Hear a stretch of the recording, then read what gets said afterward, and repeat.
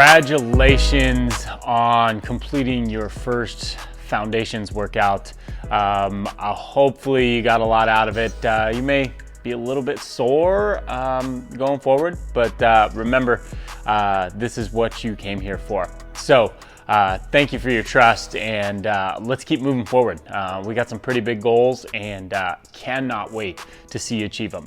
So anyways, let's get started. The topic of our first email is, what is CrossFit, right? So we're gonna write that up here. What is CrossFit, right? So this is a pretty fantastic topic. We could go on and on and on about it, but it has been defined by the founder of CrossFit, Greg Glassman. He wrote an article. I'm going to put a link here in the email, and we're going to define CrossFit. So CrossFit is defined as constantly varied functional movements performed at high intensity, right? Constantly varied functional movements performed at high intensity, right? Let's break that down. What exactly does that mean? Constantly varied, right? This is what keeps our body guessing at all times, right? Our body wants to find a nice stable existence, but the problem with being stable is it's very difficult to grow and progress, right? So if you are trying to find stability in your body, it's going to get worse, right? So we always have to try and progress. So that's where the constantly varied comes from, right? So constantly varied means some of the workouts are going to be short. Some of the workouts are going to be a little bit longer. Some of the workouts are going to be heavy. Some workouts aren't going to have any weight whatsoever. It's just going to be strictly body movements. Some workouts are just going to be running. Some workouts are just going to be strictly weightlifting, right? Where the stimulus of the workout is we're here to get strong, right? It's always going to be different. Now, the cool part about that, not in addition to your body adapting the way we want it to adapt, is it never gets boring. It's constantly changing. Every day you're gonna be in here doing something different, a different workout, and you're never really gonna truly get bored of this type of training.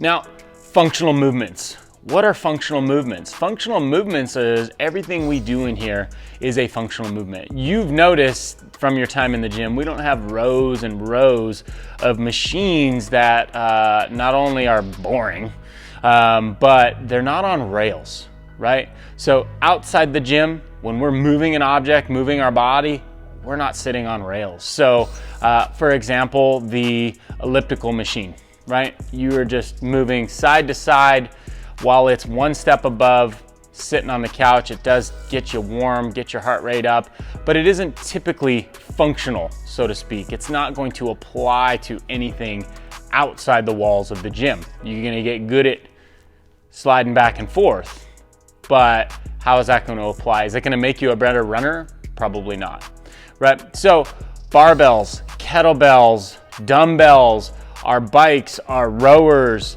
everything in here is designed to mimic the way the body is supposed to move, right? So as you use these pieces of equipment, it's going to make everything outside the gym easier and better, right? It's functional, right? Life is not on rails, so none of your movements should be in here. And that last piece right here is that intensity. Now you've had a few tastes of what intensity is like, right? That's the magic piece to the puzzle here. Its intensity is what accelerates the results. So if we had a certain workout and it took you 20 minutes to do because you were resting and Facebooking or texting or taking bathroom breaks in the middle of it, it's going to lack the intensity. While maybe you've done the same amount of work, the intensity is the key, and without it, it's very, very difficult to grow.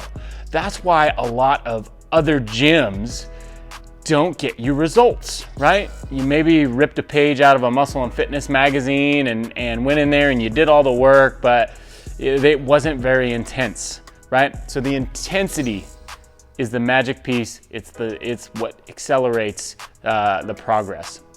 Now, let me just say what's intense for you may not be the same intense for the person next to you, okay? Intensity is relative to the individual, right? So while running may be super intense for some people, other people find it as their rest, right? Vice versa, like maybe a heavy barbell may be a good movement or less intense of someone who is not very good with the barbell, right?